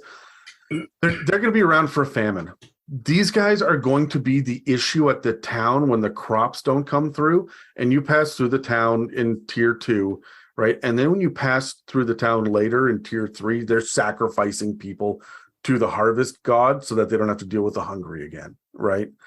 This is, I have these guys working in tandem with the Lost. I feel like the Lost are really going to be the linchpin for a lot of this as well, because people get lost and then hungry. Yep. The other fun thing that I would always bring these guys out for is the moment cannibalism comes up in your campaign. That lizard folk player character. It's just absolutely joking about it. Now it's happening. Yeah. I think that these guys are they act as almost a population control for some small villages. When there's too many people for the crops, the hungry shows up and whittles the population down until people aren't hungry anymore, and then they wander away. I also think you're likely to find these guys on the outskirts of any Gnoll warband. Okay. Because Gnolls are hunger personified. Because remember, Gnolls are created, they're not natural beings. They're moderately demonic. Yeenagu has manifested them to get out there on the material plane, and they are eating everything that they can. But the moment that flesh and food, and it has to be intelligent flesh, the moment that it hits their stomach, it immediately gets transported to Yeenagu's stomach, so the Gnolls never get to actually feel satiated. Here's another hungry. Here's another thought too. Not only are they always hungry, but I like the idea that the more times your group thwarts the horde, the more hungry appear in the horde. Yeah. You get first, there's, the party gets away from them the first time. The second time they see the horde, there's one of the hungry. They get away the second time, now there's 3 of them.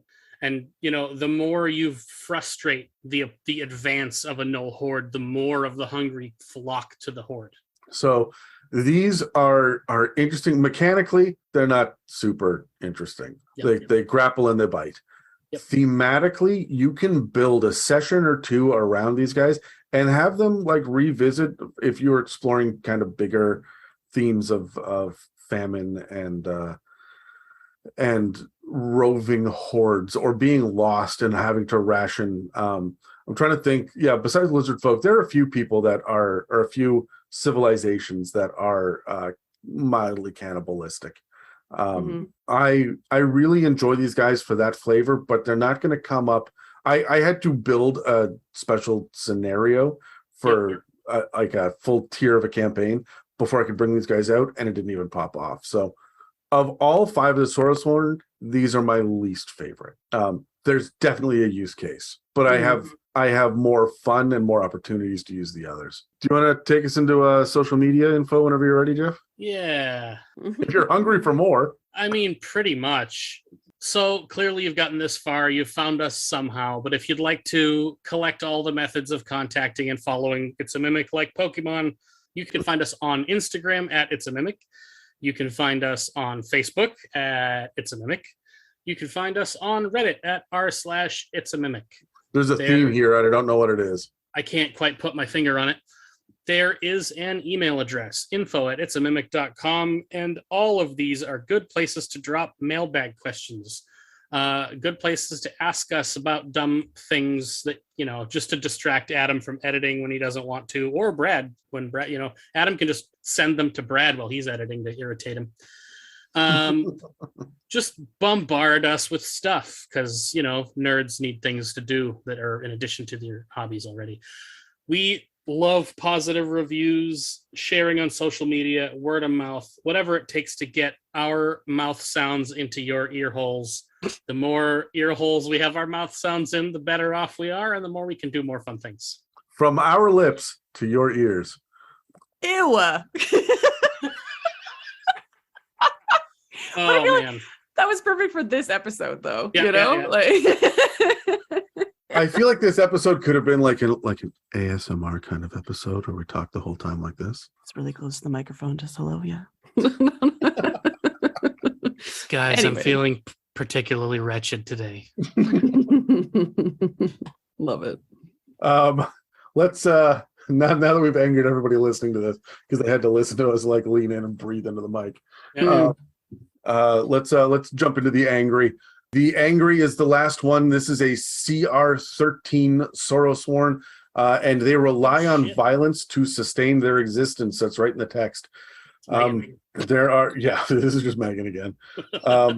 But unlike Megan, like Jeff, the angry has two heads that argue with each other consistently. Yeah, I've gotten over that part of my life. So they essentially have one head above their shoulders where you think it would be another one growing out of like their right shoulder, according to the artwork. Their arms end in long bone hooks. And other than that, they just seem to be moderately overweight flesh bags of creatures that are wandering around screaming and fighting and arguing. I mean, that's more like me, if anything. It's the bone hook that concerns me. Anyway, we're going to move on. Megan was muted, but that was a great look. So,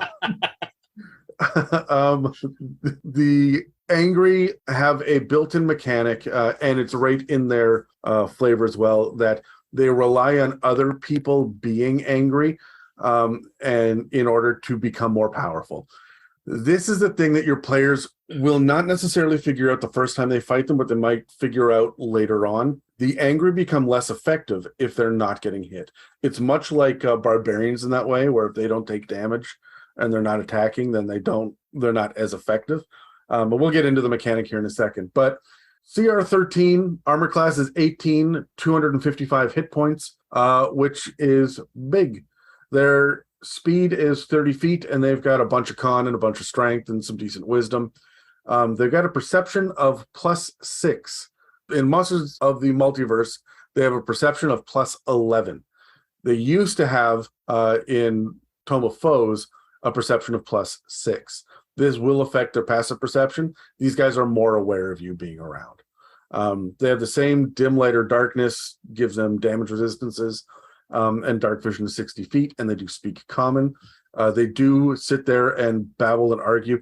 Megan, were you a part of the campaign when I was playing with Ettins a whole bunch, or was that before you joined? I think that was right before, that was before I joined, I'm pretty sure. I love having two heads on the same body, like fight and argue with each other, especially when they're stupid. But these guys are just absolutely rage filled. So I wouldn't play this for fun. I would play this to be aggressive as all shit. I almost, for these guys, feel the need to write down a script that a cyclical script that's just gonna make them angry and angrier and angrier as they go. Kind of like the Who's on First script, but not funny, right? Now they do have two heads, and this is one of their features. This gives them advantage on perception checks and on saving throws against being blinded, charmed, deafened, frightened, stunned, or knocked unconscious. Again, these are great against monks because that is advantage against being stunned. Yep. They also have a rising anger. If another creature deals damage to it, then its attack rolls have advantage until the end of its next turn. And the first time it hits with the hook attack on its next turn, the attack's target takes an extra 3d12 psychic damage because of just how vicious it is. It's insane.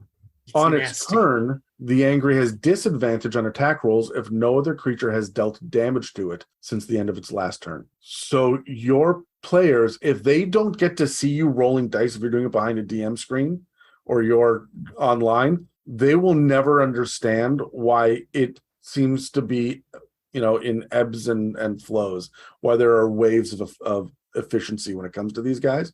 But I like to roll my dice in front of my table, and I will often pick up a die and add it. And I watch Dave and Dan specifically try to do the math about which number is he using and why. Why did this thing get advantage or disadvantage? And I don't necessarily announce it, but it is a good thing, a good little meta clue to get their brains working a little bit. Other than that, it gets 2 hook attacks, +8 to hit, 5-foot reach, 2d12 +3 piercing, the end. these guys are just rage monsters. Yeah. But they're hard to hit. And that's the other thing. Their AC is high. I wish their AC was low and they had a mountain of hit points, so that they're going to get hit more often. Yeah, that's a good point. I think you could do some fun things reskinning the stat block and other stuff. The other thing about it, though, is that we're talking about tier 3, which and when you look at the intelligence, wisdom, and charisma and dex, they're all very low. Like they're moderate to low, which means they're not going to be making a lot of the spell save that they got to make against spellcasters who will come out hitting. So the AC doesn't matter now. They're going to get hit by fireball because their dex sucks, right? They're going to get hit by lightning bolt. They're going to get hit by vicious mockery even, right? Like there are enough things that are going to be like hitting it consistently. The AC is not going to be a major issue, but that means your spellcasters are going to be fueling this thing, and it's going to take chunks out of your fighters. But it's also like, it feels like it was built to piss off your fighters. Like, oh yeah. Uh-huh. Like that's what it's built for, and you can see it in the fact that its resistances and all those things, and how it beefs itself up and goes through this cycle of consistent rage over and over and over again. Like it's built to piss off your fighting characters, and for your high strong tiered like spellcasters to be able to kill it in a hopefully 1 to 2 shots kind of thing. Otherwise, yes, it will kill your fighters. So it's like that weird tit for tat battle, and like I don't know, I think it represents anger in a good way. Like it's very well represented in how that mechanic works. But yeah, let's roll dice. 14. 3. I also got a 14. Jeff, roll off. 4. 2. Jeff, you're first, then me, then Megan. Going first with a 4. How do you feel about these guys? What are your thoughts and inspirations? I think they fill an interesting niche at that challenge rating of something that just wants to go toe to toe with melee characters. I think they're kind of boring though. I don't know that I would use this in like a set piece encounter more than I would use it just to throw something fun that wants to fight face to face with the melee guys. That might just be me. Not difficult to find a way to use it. I just don't know how much I care personally. I see one great use for this. Two great uses for these guys thematically. One is when your party is hell-bent on vengeance. We had a character called the Archmage in our last campaign. Megan's frowning. Creative name. Well, the thing about the Archmage was that he was not an Archmage. He was a mundane non-spellcaster. He was an angry mage. He was very arch. His whole deal was the fact that, as a sidebar, his whole deal was the fact that he found a magic item that gave him infinite attunement slots, and then he just collected magic weapons, and he murdered Terry's character in front of the rest of the party, and they were hell-bent on killing this guy. He was also a bit of a pompous dick, and more powerful than they were, and they spent the majority of the campaign coming after this guy. They were full vengeance mode anytime his name came up. Yeah. Whenever vengeance comes up like that, whenever the party has a real beef with a character, the angry should be around. Also, I love the idea of if you have a party with 2 barbarians, this guy should be around the corner right about, level 11 or 12, right? But each one of these heads should be one of the barbarians' heads. Okay. What a trip that would be. Yeah. And it comes screaming out of the darkness at them. Just like raging and fighting and arguing, maybe using their catchphrases, right? Like a reflection of their own rage. I have a fun idea for that, but I'll hold on to it until Megan goes. Well, I was going to say it would be very interesting if one of these showed up, because in any campaign I've been in, because any character that I've made and that Dan have made, they argue a lot. And like in my mind, it doesn't necessarily have to be like anger, but it could be frustration, and it could be like disappointment. It can be a plethora of different emotions that like funnel into being angry at the end of the day. But like, I feel like I'm giving Adam ideas to throw an angry in between Dan and I. Well, you tend to play, how can I put this? You tend to play characters that will get angry easily. Yeah. They like to pop off and get fight, especially the current one, right? That's kind of her whole deal, which is fun. But like, I think you're right. Anytime there's some sort of negative aggression, no matter what that manifests as in the players, you do have an excuse to bring one of these guys out. And I love the idea of if there's two party members that are fighting. As a DM, this is how I in-world get the players to fucking behave. If the two players are consistently at each other's fucking throats, these guys come out and each one of the heads represents each one of their fucking characters. Yeah. And it's like seeing it manifested in someone else would be like, maybe jog their mind of get particularly along. where they're a manifestation, just have them pop into existence right between the two PCs. I feel like there's a small like fleshy bubble that starts to grow on the ground between them, and then the bubble grows two lumps on it, which then grow mouths that are arguing, and then glowing eyes, and then it gets bigger and bigger and bigger, and then it pops, and these two lumps were the heads that were rising up out of it, and underneath is this creature that stands up and is just rageful and attacking.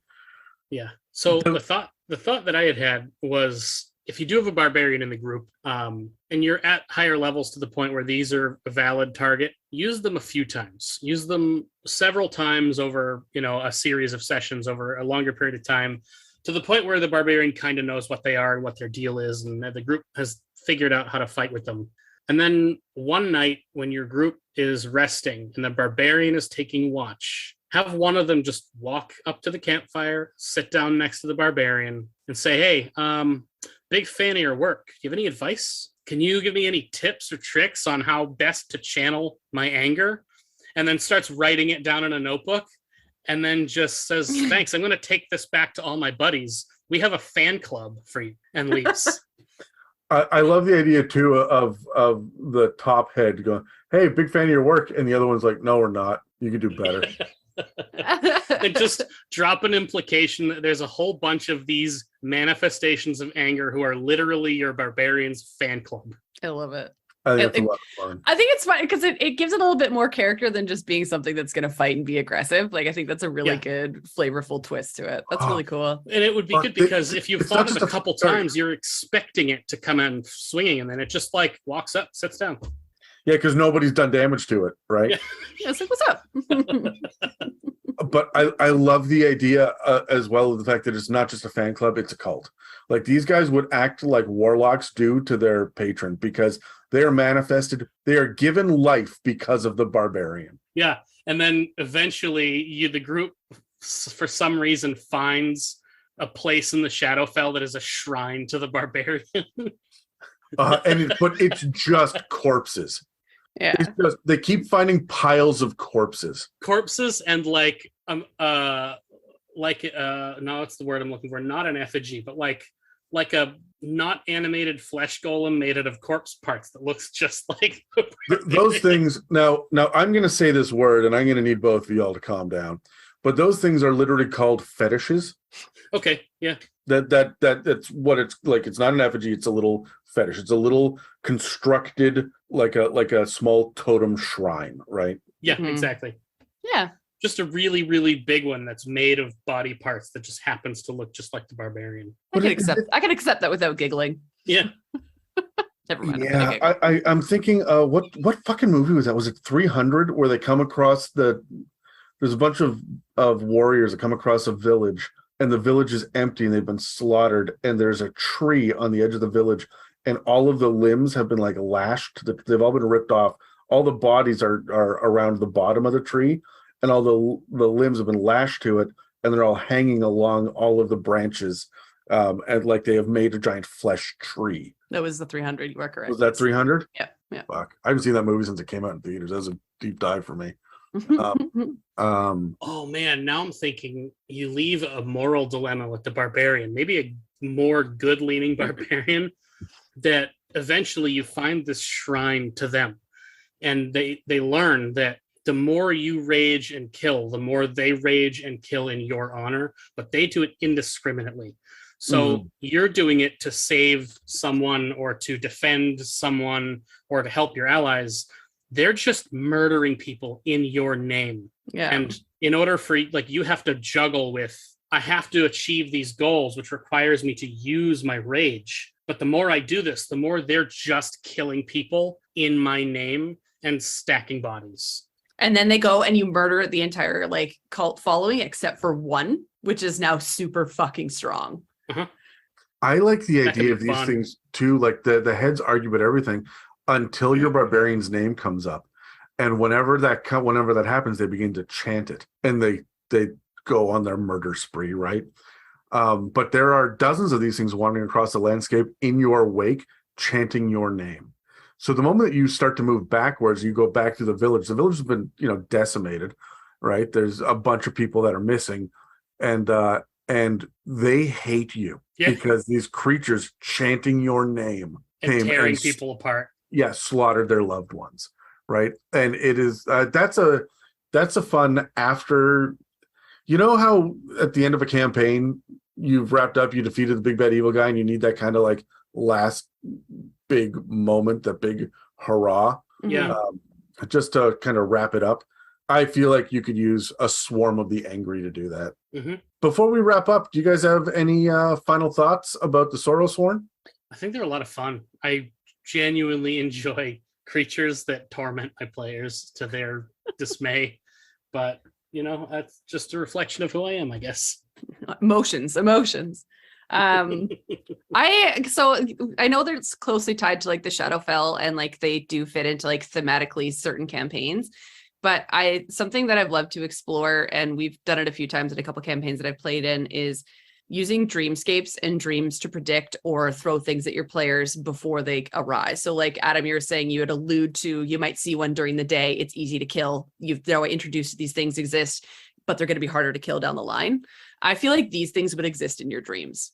So if you are like on watch, or if you're sleeping and you're playing like more of a sanity, like if you have a sanity like system in your game and you're playing that way, I would have these appear in your dreams 100%. And then maybe one day when you have a total party kill and everybody's unconscious and dead, you have to get out of hell by fighting your way through all 5 emotions. Like that would be a really cool, like one-shot process campaign, right?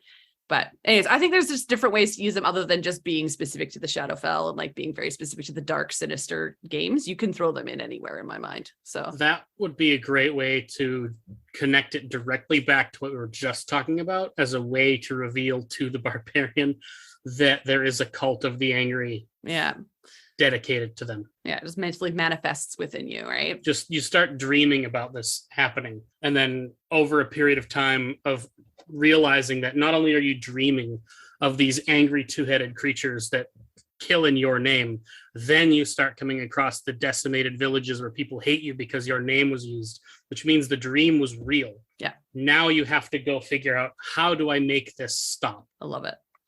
It's worth pointing out that the Shadowfell has doors everywhere, and it's in places that you would never expect, but they're tucked away corners of and literal shadows, where people have had strong negative reactions to things in the past, and it's created a little bit of a weak point in reality where creatures from the Shadowfell can bleed into the material plane. Mm-hmm. Which means these guys may be from the Shadowfell, but they don't have to be tied to the Shadowfell, right? Which is why it's great for Icewind Dale or Avernus or Chult, right? Where Dungeon of the Mad Mage is another one, where it's like there are these deep, sorrowful places that are tucked away, where tragedy has happened in the past. Maybe the angry manifests at sites of, like we talked about, the hungry manifesting at sites where there's famine happening. Maybe the angry pops up where there were great battles waged, right, on historical battlefields, right, and they come screaming out of the dark every so often.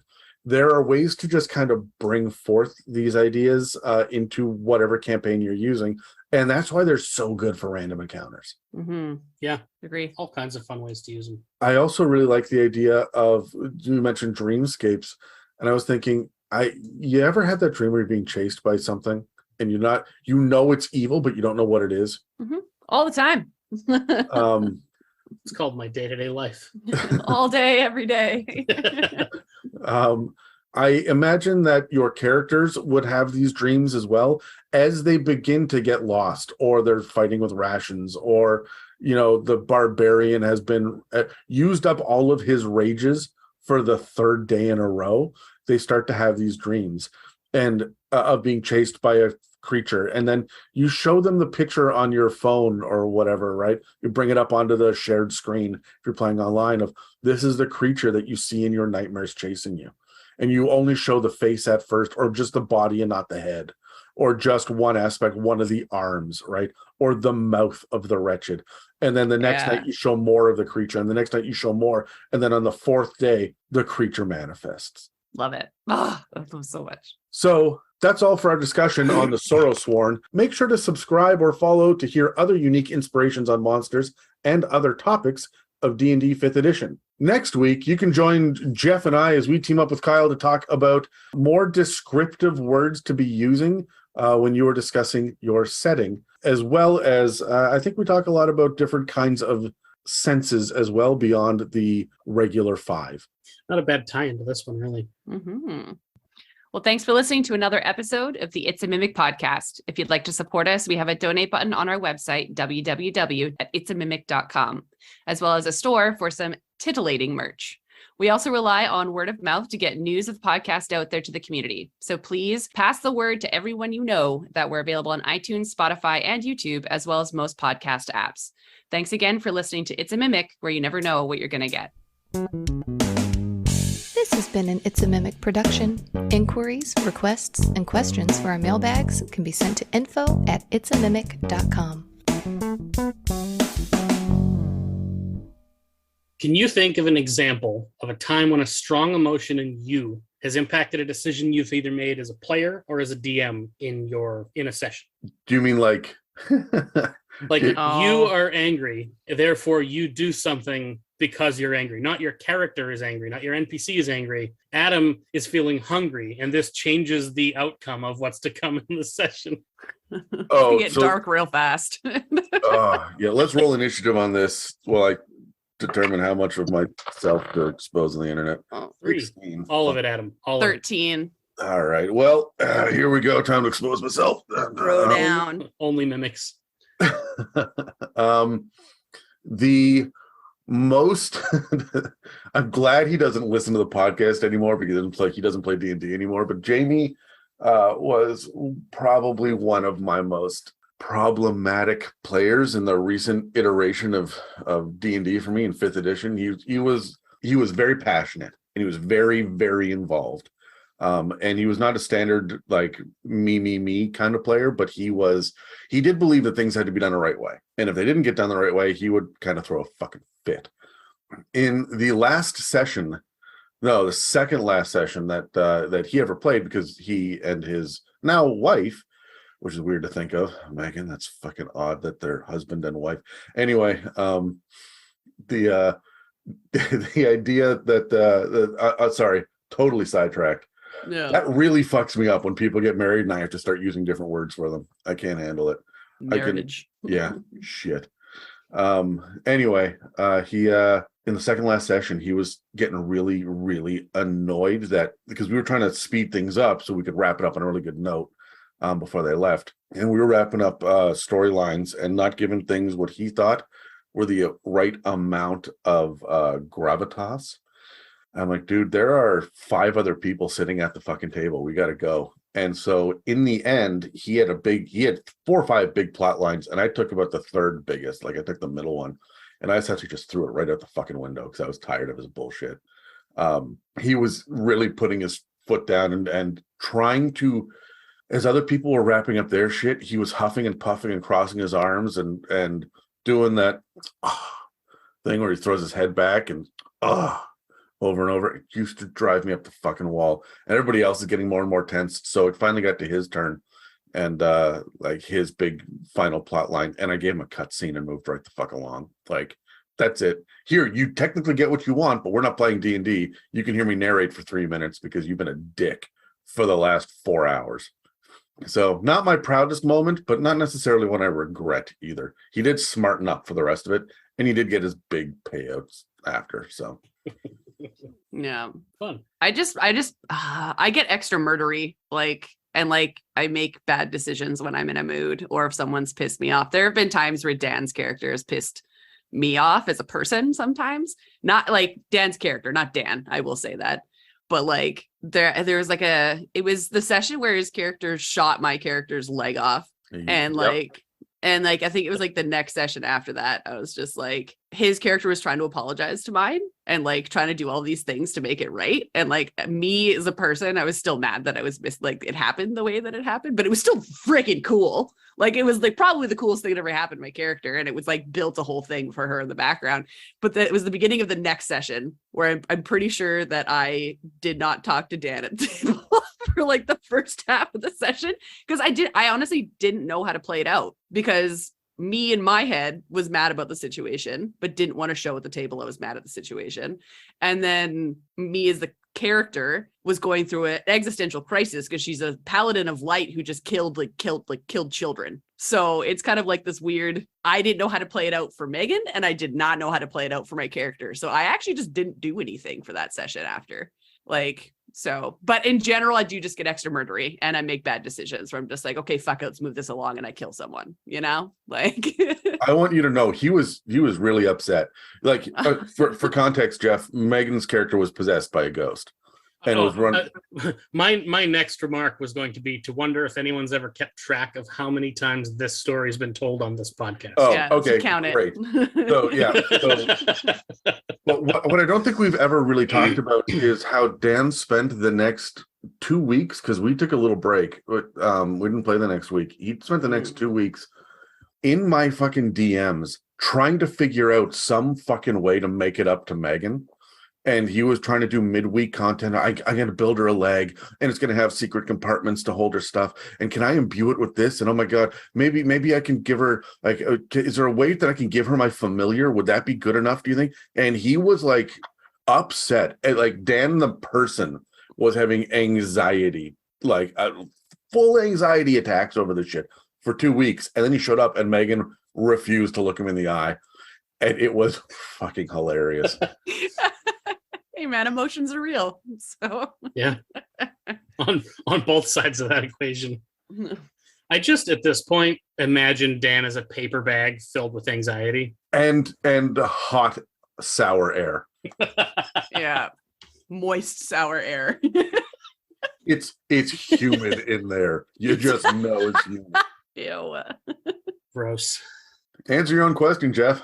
Yeah. All right. So early on in my time as a DM, I had a player who was a fairly frustrating combination of wanting to be a rules lawyer, but also not having any idea how any of the rules worked. So he would constantly challenge me on stuff that he didn't understand, that he had read once quickly, didn't get any of the specificity, convinced himself it went this way, tried to do it at the table without any discussion or questioning, and it was always wrong. And we call that a first-time cleric. Oh, it would have been easier if he was a cleric. He was an edgy warlock. So it just turned into like a simmering pot of rage of me just wanting to slap him and tell him to shut up. Like, just listen, read it, like read the book again. But it kind of boiled over when he eventually dropped out of the campaign suddenly the night before a session when I was playing in person, and we were running like long sessions, so that there was a lot of stuff planned that he kind of screwed up for me. So I was pissed when I showed up to play. I handed his character sheet to a friend of mine who was joining the campaign and said, here, I want you to play his character. I want you to pick a fight with the group so they can kill him. And wow. got my group to unceremoniously murder his character so that he could never come back. Wow. I've learned from this. I don't do that anymore. When people leave my groups now, their characters just fade to nothing, and we don't think about them ever again. Why? Because I don't like erasing the possibility for someone to come back with that character, and I just was left with a bad taste in my mouth for what I allowed my own frustration to become. That's fair. When I started playing in 5th edition, I got invited by Jamie, actually. And this is when I met both Terry and Casey from the Giant series. I got invited to a group, and the group was toxic as all fuck. And I think we've mentioned a couple times on the podcast. There were 2 people that were the hosts that were very, very toxic. And we decided as a group in a private chat to kick them out. We lied to them and just said, oh, we're all really busy, we're not playing anymore, and we just played somewhere else. They knew what happened and called us on it, and then nobody bothered to respond. So fuck it. However, in game, Well, we were playing Curse of Strahd, and we were halfway up Mount Baratok, and Strahd showed up out of the blue and fireballed one of the characters. And just that character, he decided not to hit anybody else, and so he died. Was on death saves, and we all decided to sit back and watch. And when it was done, Jamie's barbarian wandered over and put out the fire with his stream of urine. So, like, Wow. See, the problem I had was I was the one that was annoyed with this player's behavior. He was a friend to other people at the table, but not a personal friend of mine. yeah. And then when my campaign ended and the same friend I had given the character sheet of his to kill became the DM for the next evolution of that play group, that player jumped right back in when someone else was DMing and I wasn't. So like it was me and him. It wasn't the whole group. It was the two of us not getting along very well because I refused. I would always put my foot down and he would always come up with some shit that made absolutely no sense. And I would tell him no, and it would make him mad. No, it's not this. It's this. I understand that's what you read, but you're wrong. And it just made him so mad that he quit. We have all grown as players over time, but there are still times where emotionally, and a lot of the times for me, it's like, hurry up, we have shit to do. Stop dicking about at the table. The Dave-Dan combo at a table is always chaos. They will derail themselves and they don't sit beside each other. So they derail themselves and everyone between them, which is a fucking problem. Yeah. And right now I more than once I've been like, oh guys, we've been doing the same thing for 4 sessions now because you guys keep getting into arguments about who has the longer rope. Let's fucking pay attention. Like, can we please just stay on topic? And then I turned to Megan, who is now bored and has decided to just murder the important NPC or knock a bell out of a bell tower, even though that was a really bad idea. Came back full circle. Yeah. When Megan gets bored, she kills. Yeah. So who has the longer rope as a metaphor, right?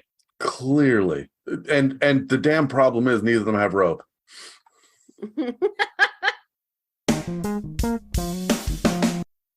Sorry, I've been breached by my cat. Just give me a sec.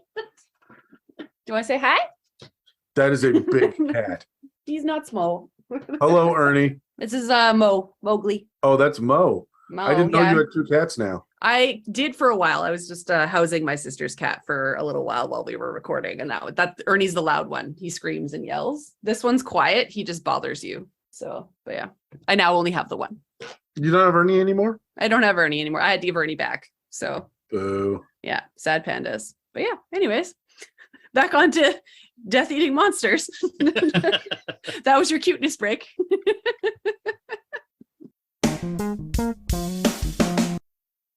Jeff, can I talk to you for a half a second afterwards? I've got an idea that I wanted to run by. I'm terrified. Oh, well, the wretched are going to start popping up. Yeah, of course, that's fine. Sure. I'm gonna go be a human, but yeah, Adam, we'll see you later. Yep, take her easy. Nice to see you, Jeff. Bye. Likewise, you're still recording. Good.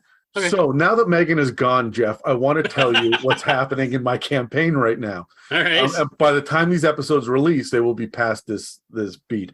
Are you familiar with the False Hydra? Yes, I am. They are currently in a town with the False Hydra. They've been there for 180 days and don't know it. They think they've been there for 3 because their memories keep getting rewritten over and over and over again.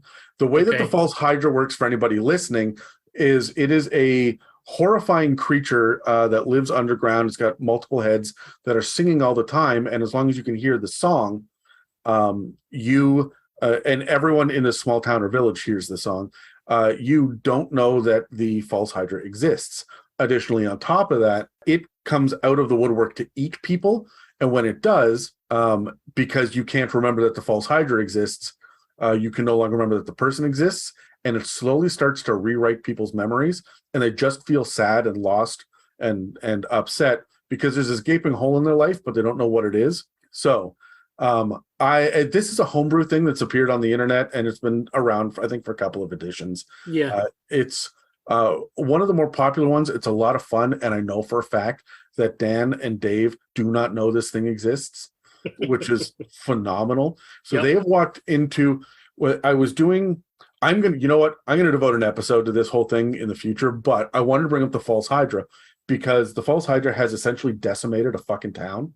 And I dropped them in. They started a series or a session after taking a little bit of a break and ending on a cliffhanger of like, oh God, we're about to walk into this room and fight. What are we going to do? And then all of a sudden they were without their gear, without their NPCs, and just walking down a road towards a town. They didn't know why. Okay. And they had to walk in. And the whole deal is they have been dealing with this False Hydra. They have been seeing it, but they keep forgetting it. And I have been tormenting them with little glimpses of it that only one of them sees and then immediately forgets. They have only been able to attack it once, and they did 7 points of damage before it disappeared and two other heads started singing, and that was it. I gave them a fucking church bell in the middle of town that would ring. There was an obsessive deaf person that was ringing the bell all the time because the deaf person was the only one that could see these creatures and knew that they would retreat every time the bell was rung. So he was ringing the bell all the time, driving the rest of the town absolutely crazy. So they went up and they destroyed the bell, which means there's no defense now. And the deaf guy panicked and left town. So there's no one to help. And so they have been there for 4 sessions. And here's the thing. There's no trade happening. Everyone thinks it's the same day. And it's been going on for about 8 months. And they walked in and they saw there was a minotaur and a human woman that ran a bar together. And human woman had a bunch of children. She was a widow, had a bunch of children, and the Minotaur was kind of looking over them. All of the kids are under the age of 6, and there were 7 kids, couple sets of twins and whatnot. The next time they walked in, there were 6 kids, and everyone was sad. Next time they walked in, there were 4 kids, everyone was sad. And I'm doing that in every building, in every room. Yeah. But they have run across, and they were told this is a safe realm, a safe city where there are no monsters. They've all been driven out. And then they caught a look at a couple of wretched running around at dawn. So they went and they hunted down 2 of these wretched that like from their room at the inn, which they walked in town the first time. They're like, hey, we're looking for a room here. Like, we don't have any rooms. And they're like, you don't have any rooms? Like, no, we've got these 4 that are listed out. And the 4th one that they listed was one of the characters' names because they'd already rented the room. Yep. And it's written on the page, and the page doesn't change, but everyone's memory has changed, right? So, yep. So this has fucked with them severely at this point. The players and now know way more than the characters do, but still haven't figured it out. They don't know what this False Hydra is, and they've started to run into these Sorrowsworn because they found a whole bunch of wretched sleeping during the day. They had burst through a hole into a basement, and there were 40 Wretched Sorrowsworn sleeping. And so they backed away, but they did it right at dawn when there were still a couple that were trying to come back out. So they had to fight these wretched like 30 feet from this hole. So they're trying to fight as quietly as possible as they're getting like chewed on. And so Dave's character was the barbarian who nearly dropped, but they couldn't cast spells because there are verbal components and you can't stealth that unless you're a sorcerer, right? And they're 30 feet from like, it was a shit show. Absolutely beautiful.